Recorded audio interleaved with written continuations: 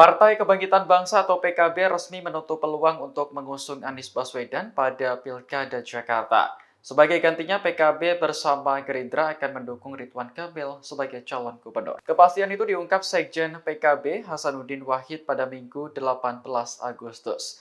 Ia menegaskan bahwa keputusan PKB untuk mendukung Ridwan Kamil bersama Gerindra sudah final.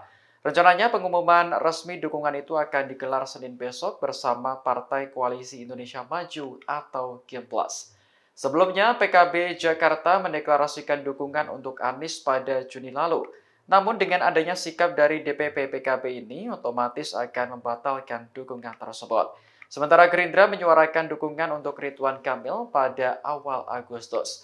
Ketua DPD Gerindra Jakarta, Ahmad Riza Patria menilai Ridwan Kamil punya integritas dan kompetensi yang mumpuni untuk memimpin Jakarta.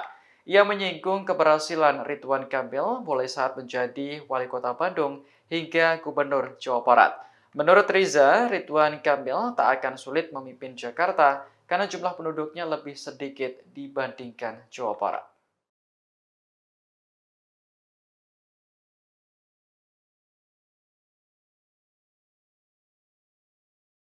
Download Tribun X sekarang, menghadirkan lokal menjadi Indonesia.